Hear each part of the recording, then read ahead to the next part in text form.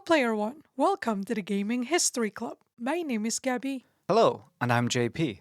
Today we kick off our two-part journey through the evolution of something that is absolutely essential to gaming, the controller. Whether joystick, D-pad or dual analog, controllers connect the player and the game. So let's start mashing some buttons, you control freaks.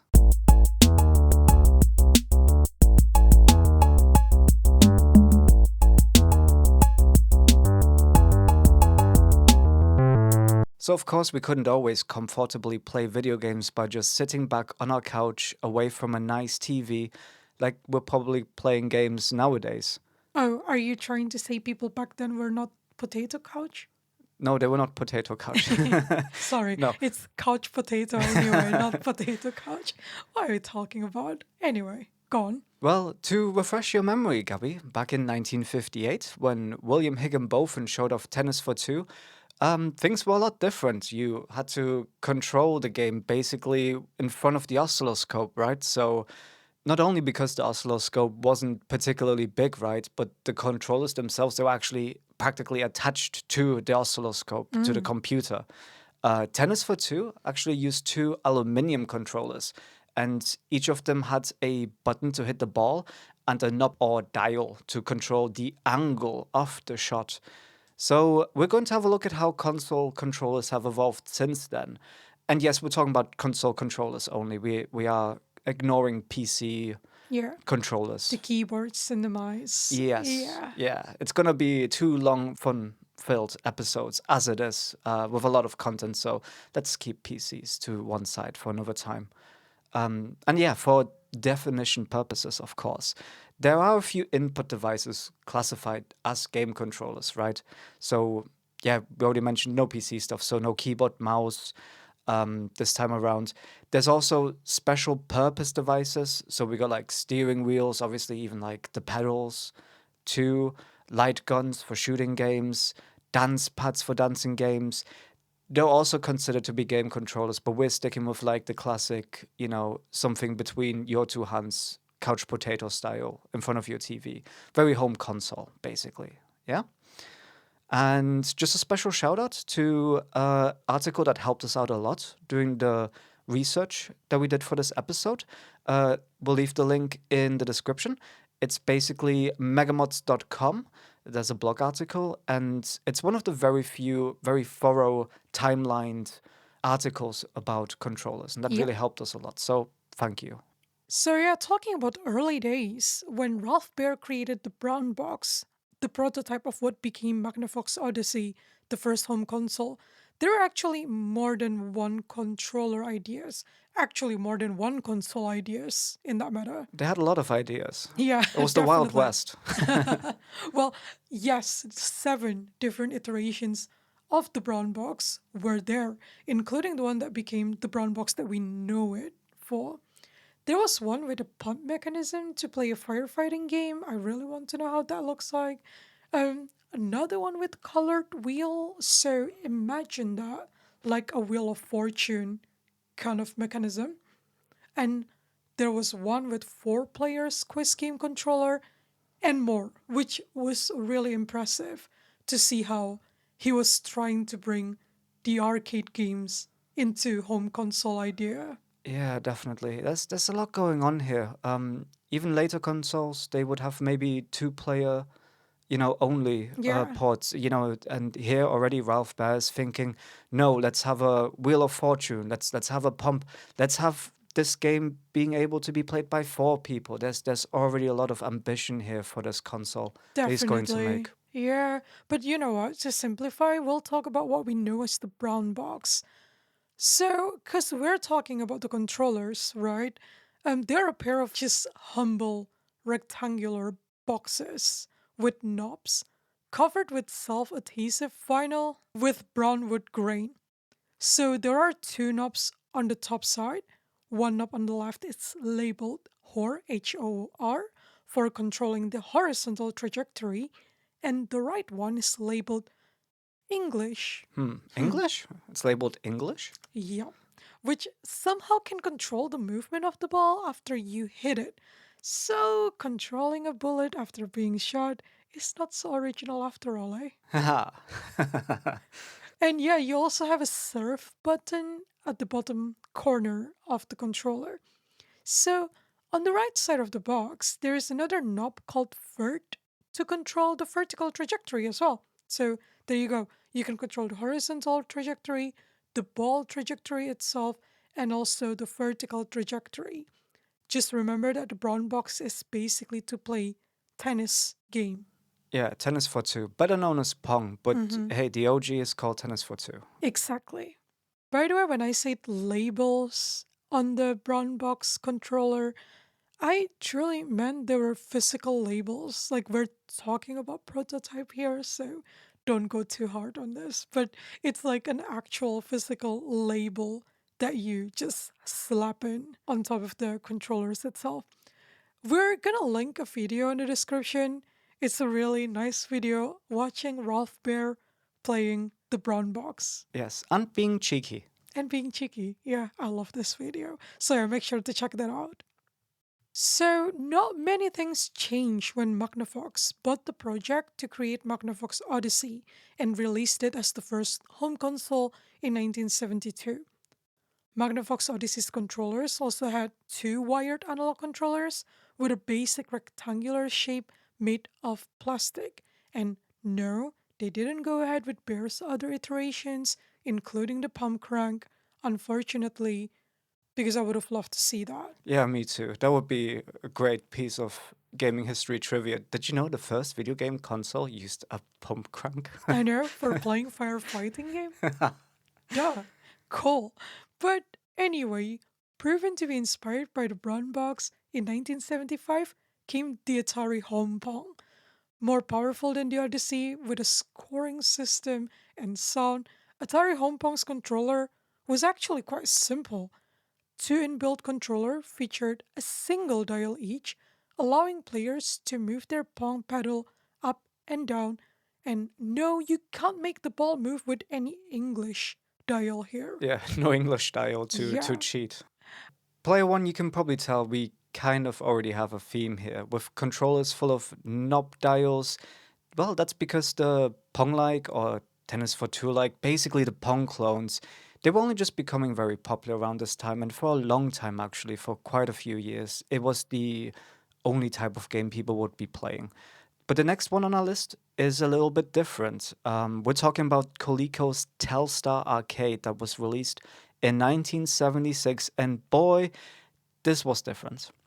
Coleco did release a console that's exclusive for Pong Like Game 2 as part of their Telstar series.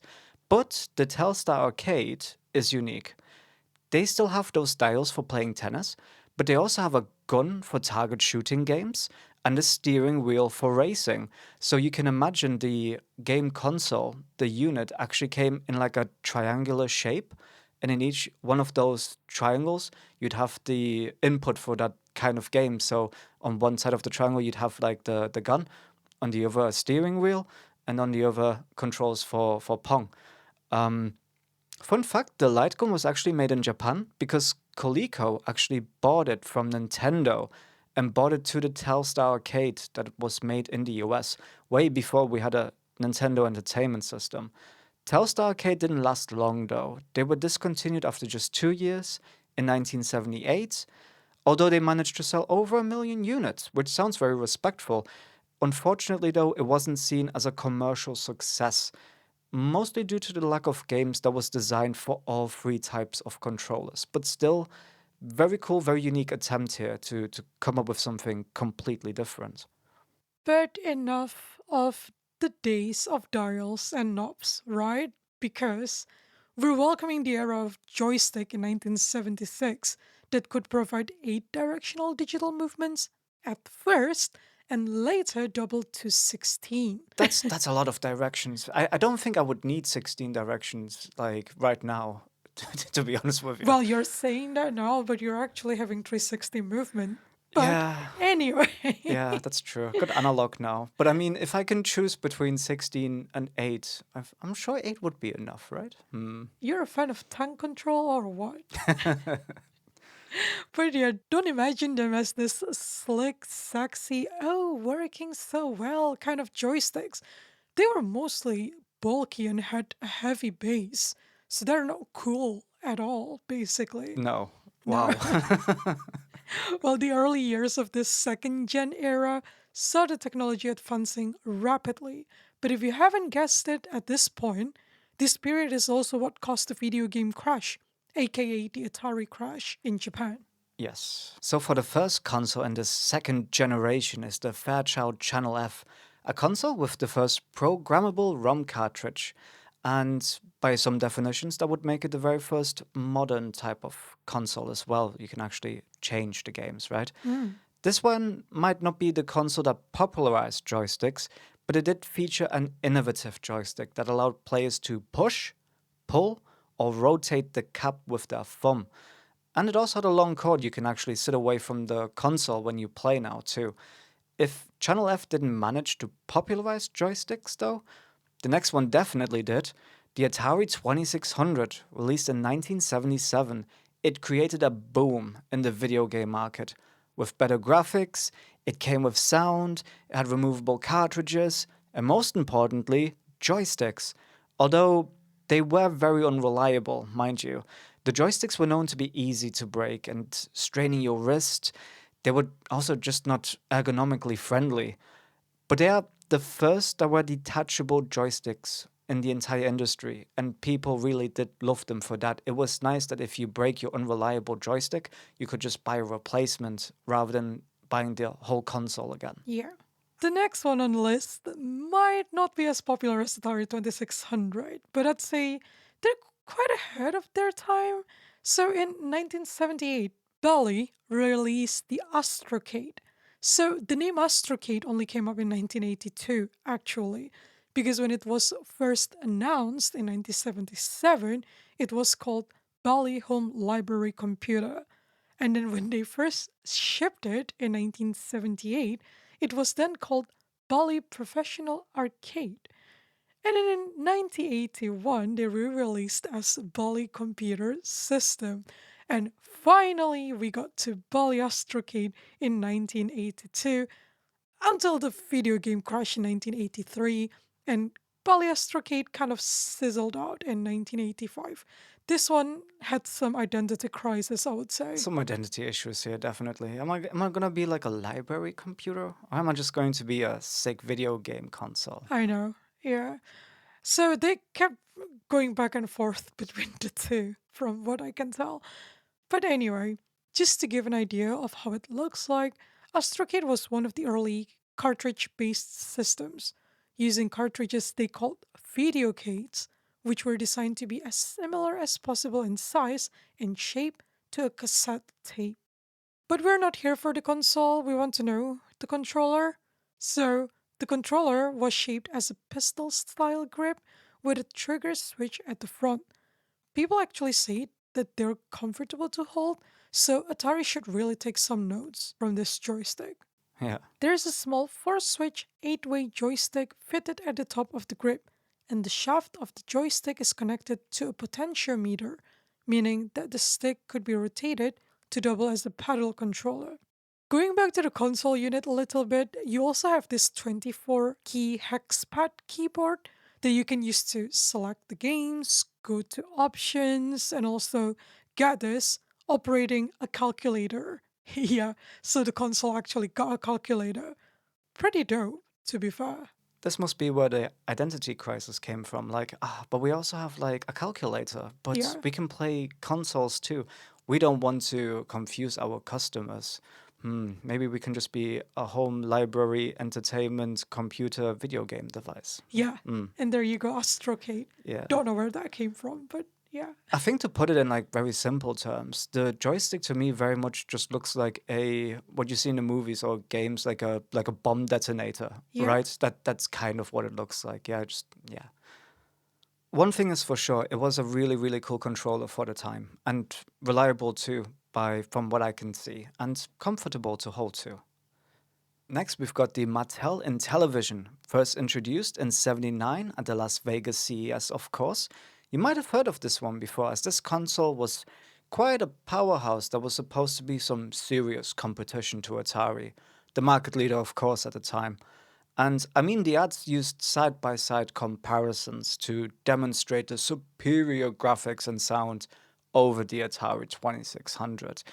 You might be able to call this the first console war. I would argue that. Not as strong, I don't think, but go on. The Intellivision definitely contributed to the evolution of the controller, and it did this by adding the very first thumb operated metal disc to its bottom part. The best way we can describe it is if you think of a TV remote control and it has like a metal volume knob at the bottom of it, like a disc, a rotating disc. Yeah.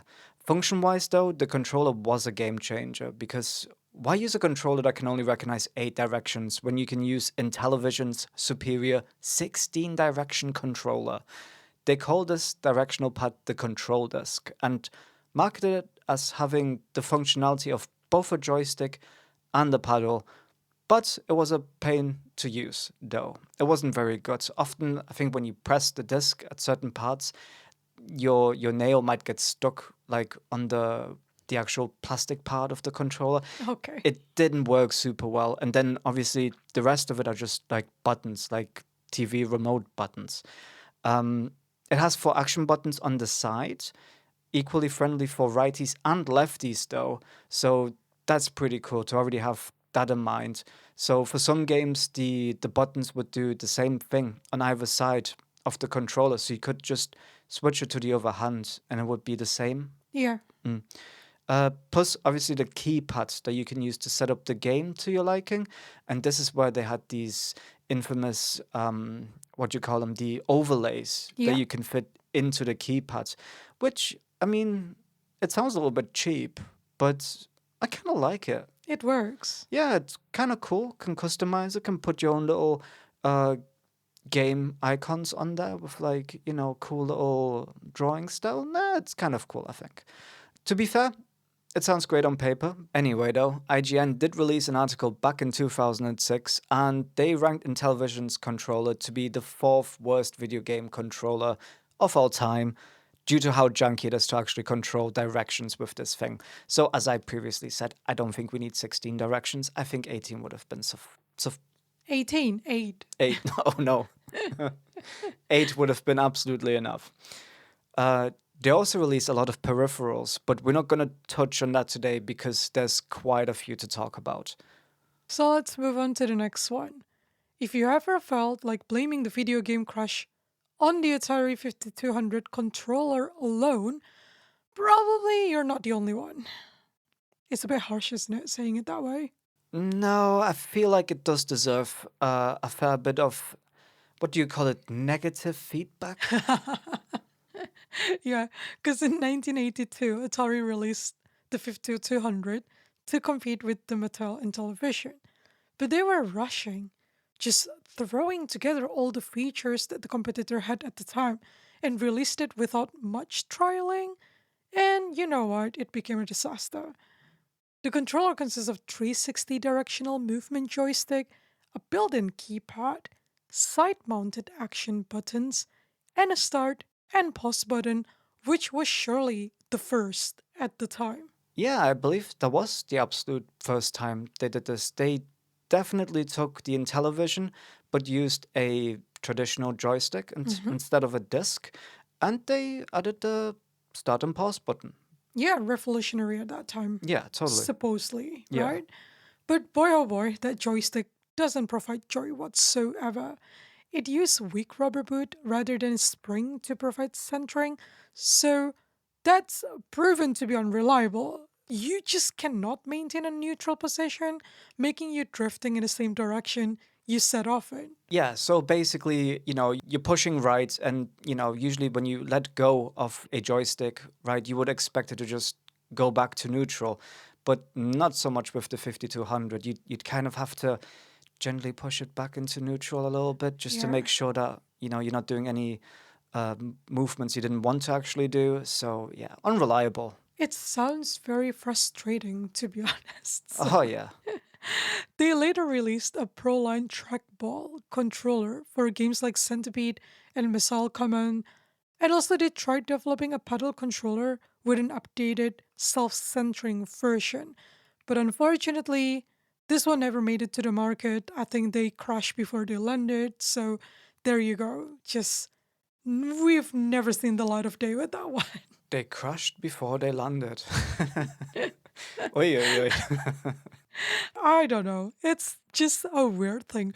But anyway, same with the Intellivision.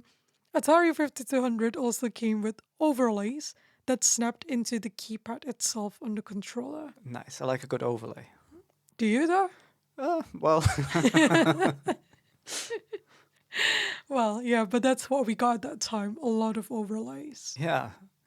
Now we come to the video game dark ages because the video game crash happened for us in the West. But of course, Japan was just chilling and thriving.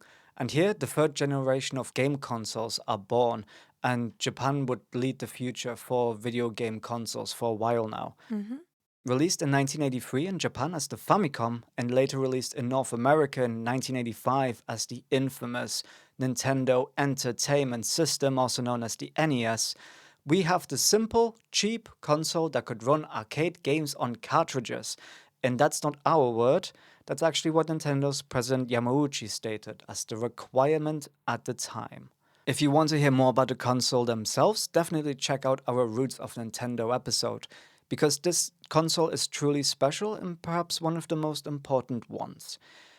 But we're here to talk about the controllers, right? So, both the Famicom and the NES have a brick like design, rectangular shape, right? So, simple 4-button layout, two round buttons labeled A and B, a start button, and a select button. The good news with this controller, though, is that we finally moved away from joysticks and we get a cross shaped D pad instead. And thank goodness for that, because without a doubt, for 2D games, yeah, D pad probably better in your hands than the arcade style joysticks that were much more popular at the arcade, right?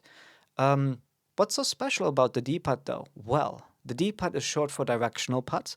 It's a flat and usually thumb operated directional control.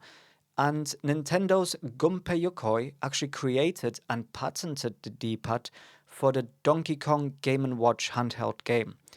Nintendo realized that Yokoi's updated design would be appropriate for the release of the NES too, and it was hugely successful for the Famicom and NES.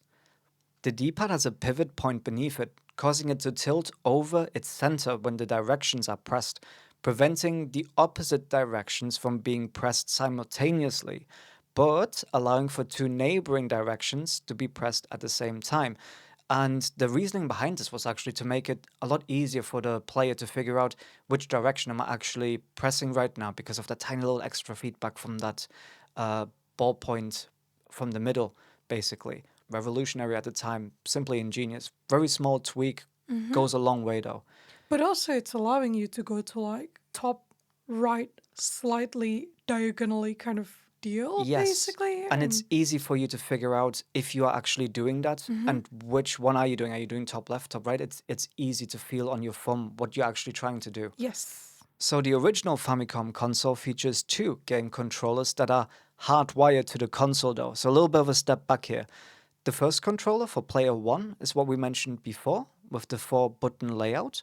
The second controller though, it lacks the start and select button, but instead it uses a microphone, which is pretty damn cool if you ask me, but it wasn't used a whole lot from games for the Famicom, unfortunately. And did you know the earliest version of Famicom actually had square A and B buttons instead of the circular ones? But apparently these kept getting stuck, unfortunately, so they got rid of that following the recall. So, with the NES, so the West version of the Famicom, basically, instead of the hardwired controllers, we have two 7-pin ports at the front of the console to support the detachable controllers and third party peripherals.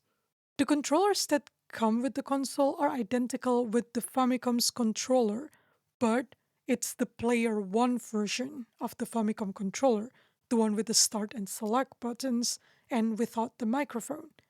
The nice thing though is that the cables for the NES controllers are 3 times longer than the Famicom counterparts. Not sure why, but it is how it is. Definitely an advantage, no matter which way you swing it. Several special controllers were also introduced during this time to accommodate specific games, from the NES Zapper, so that's the light gun, ROB, the toy robot, and the Power Pad, which is basically a dance pad, right? Yeah, basically, like that's the easiest way to describe it as a dance pad. Yeah. So you may ask at this point, the Famicom doesn't have a detachable controller. Does that mean that they miss out on these peripherals? Well, not really actually, because the Famicom can also utilize these special controllers using a deepened DA15 expansion port at the front of the unit. So, yep, they can use all these peripherals and all the different controllers, but they need a special thing to make it work. Yeah. Also, a really small thing to note here is that the coloring scheme was completely different for the Famicom and the NES. Oh, yeah, that's true. Yeah, the NES, red, black, gray, and light gray, basically, like very classic, right? But the Famicom, yeah, on the other hand, mostly red and beige, I'd say. Yeah, like cream-ish color. Yeah, but they look pretty. I think it's safe to say this is the first time we see a really pretty mainstream controller. Aw, don't say that. I feel like we're being unfair to the other ones before. Well, they had less charm, definitely Okay, though. yeah. They looked a lot more like, I don't know, professional looking, just Yeah. no nonsense, you know. But these looked fun, these controllers. Because you know what? I do have a soft spot for Coleco's Telstar Arcade. I think somehow that's like quite cute. But yeah. Um, okay, but later on, some advanced controllers were also introduced for the NES, such as the NES Advantage. It's basically an arcade controller. I'm gonna touch on that a little bit more after this one. But another one is NES Max. So this one has grip handles and cycloid sliding disc D-pad instead of the traditional one. What's special about this two, right? So both the Advantage and the Max feature a turbo button that simulates rapid button presses for the A and B buttons. With the Max, you have to manually press that turbo button, but for the Advantage, they offer these toggle buttons with knob where you can activate the turbo and also adjust your firing rate as well. So that's quite fancy. Yeah, and also solves some issues with games where, you need to shoot a lot, but, it's one press per shoot. So, Rather than being tired of pressing it, you can just press this turbo button. I wouldn't dare calling it bad game design if it was like a conscious decision to just have it that way. But it is difficult to play a game for a long time where you're constantly mashing that button. So it does actually solve a very real issue with gameplay. It's not just a cool thing to have. It can also make the game a lot more enjoyable, obviously. Yes, so to talk a little bit more about the NES Advantage, it's actually Nintendo's first controller with that turbo function that was released in 1987, and it was meant to replicate the classic arcade game controls. The device is meant to rest on a flat surface, definitely not a handheld thing, because as I mentioned before, it's actually quite big. And you can use your left hand to control the joystick and the right hand operating the giant arcade like buttons. It also has a pseudo slow motion feature where the slow button basically works by very rapidly pressing a virtual start button, which you can probably imagine at this point can be kind of an issue when the player is trying to do an action like jumping or firing when the game is being paused. Because of this, the controller doesn't work with games that have start menus or pause screens. Quite questionable how useful this is. Bit of a niche. So we talked about Nintendo. So who else are we going to talk about now, huh? Yeah, of course. We're going to talk about the Sega Master System, also known as the Sega Mark III. But let's go back a tiny bit on why is it actually called the Mark III? Where's Mark One, Mark Two? Is there an original Mark after all? Mark, where are you? Mark, hello. On July 1983, Sega released their first video game console in Japan called the SG-1000, but plot twist, it coincided with the time Nintendo released the Famicom. A year later, in 1984, after Hayao Nakayama was appointed as CEO of Sega, they released another console called the SG-1000 II, which featured a few changes from the original, including detachable controllers. I'm glad people are actually jumping on this bandwagon now. Yeah, me too. In 1985, hoping that they'll compete better with Nintendo, they released the Sega Mark III in Japan. And the Sega Mark III is the redesigned version of the original SG-1000 and was engineered by the same team. According to Hideki Sato, one of the engineers, the console had to be redesigned because of the graphics chip limitations that could not accommodate the kind of games Sega actually wanted to make. But the Mark III features an in-house designed chip that was based around the unit in Sega System 2 arcade system board. Sega Master System is the North American version of the Mark III. It is just a repackaged version of those original SG-1000s released in 1986. Later in 1987, the Mark III was also released as Master System in Japan. And there's a long story behind all this, but we'll save this for another episode. Perhaps a Sega special. Remember how they tried to compete with Nintendo? Well, I'm sure you do. The controllers looked just like the original NES controllers, with a D-pad and two buttons labeled 1 and 2, instead of NES's Start and Select button. Pressing button 1 will also pause the game, but you need to press the pause button on the console itself to resume. Seems like an odd choice. Yeah. Also, to avoid legal issues, they designed the D-pad as a rounded square rather than Nintendo's patented cross shape, and this is probably why Sega's D-pad didn't feel quite as precise as the NES's did. Just like Nintendo, Sega also released additional controllers, of course, for the Master System / Mark III. There was a handle controller. It's a combination of a steering wheel and flight stick, and that was released in 1989. The Sega Control Stick, which was an arcade-style joystick. We got the Sega Sports Pad, and this one wasn't released in Europe, but it's basically working together with a trackball, and it's not really compatible with many games. We have a light gun peripheral, of course, called the Light Phaser, based on the weapon of the same name from the Japanese anime Zillion. There was an expansion for its controller called Rapid Fire Unit that allows auto fire by holding down one or two buttons. This unit is connected between the console and the controller, actually, though. Yeah, so this is basically their version of the turbo button. Yeah, interesting way to implement that, actually. And of course, we can't forget the Sega Scope 3D, which is a pair of 3D glasses that Mark III users will need an additional converter to use them. Sega Scope 3D works using an active shutter system, creating a stereoscopic effect, so you have depth perception when wearing it, or at least that's what they were advertising. Yeah. Not sure how it actually looks like. I've never actually worn them, but would be curious to see how it is. Yeah, just how bad is it, huh? Well, just when the console war just began between Nintendo and Sega, that's probably the original console war, isn't it? I mean, PlayStation versus Xbox, really? I mean, yeah, Are we not Sega, Nintendo. Are we not sticking with Atari versus Intellivision? Not really. I don't think so. With Mattel, yeah.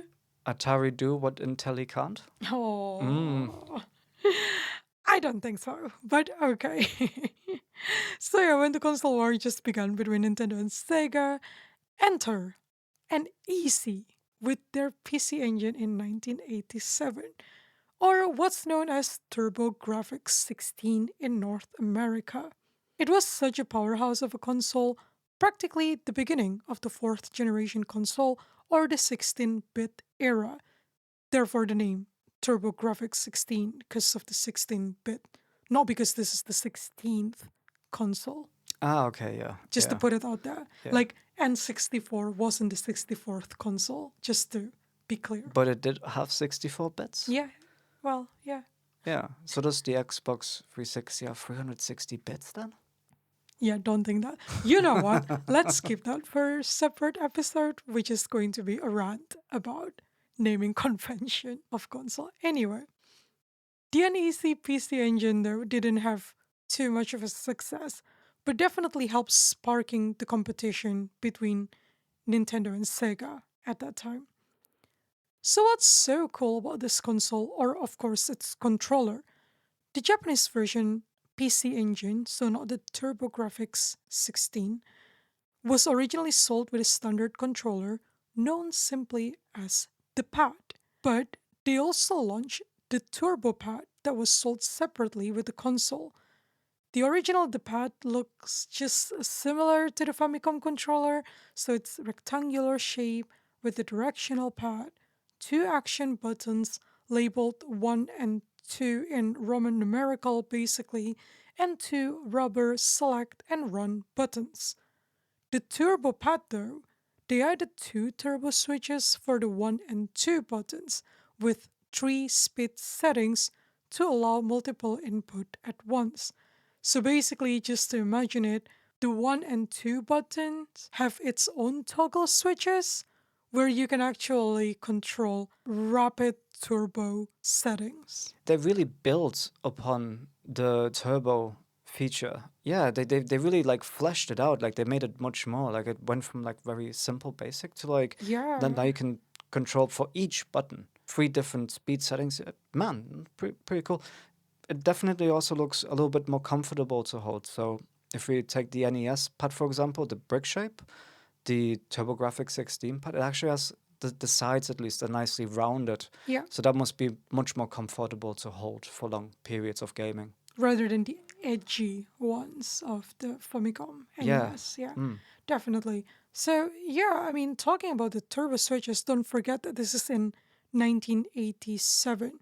So basically, this is before the rapid fire unit, I think, and probably around the same time with Nintendo NES Advantage that has that turbo function too. Ah, nice. So they definitely did it much better, actually.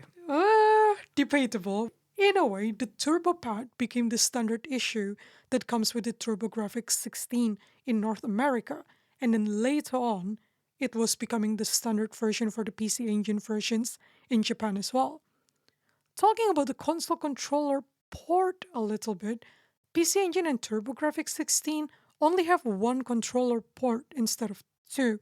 So basically, if you want to use multiple controllers for the same system to play multiplayer games, for example, you need to use a separate peripheral. That's called multi-tap in Japan and turbo tap in North America that will allow up to 5 controllers to be plugged into one system. Feels a bit like an upsell tactic to me. Like you can either have one player or five. You know? A bit extreme, isn't it? Yeah. Following the 16-bit trailblazer of the NEC PC engine or TurboGrafx 16, Sega releases their first 16-bit console in 1988, using the most powerful processor and incredibly comfy controller. This was finally their chance to take the lead from Nintendo. Released as the Sega Mega Drive in Japan, or Sega Genesis for most of the rest of the world, first came with three action buttons A, B, and C. The positioning of these buttons are convenient on the face of the controller, allowing for quick press when you're focusing on rushing in your game. There was also a recessed start button to avoid accidental presses, and it's just comfortable to grip because this is not a edgy rectangular design.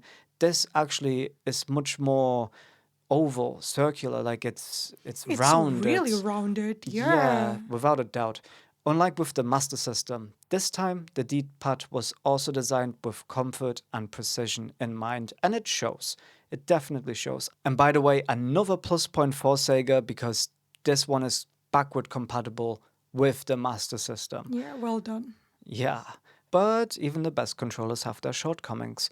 This controller lacks the turbo feature, so we're going back to manual rapid firing, and the controller doesn't feature analog sticks, which makes sense for where the controller is in history, but later games actually required analog sticks. Yeah, but to be fair, during this time, there were none that actually involves analog stick. Yeah, it's a bit of an unfair thing to say, really, I suppose. Yeah, a little bit, isn't it? Yeah. Yeah. Later, in 1993, Sega released an updated version of the controller.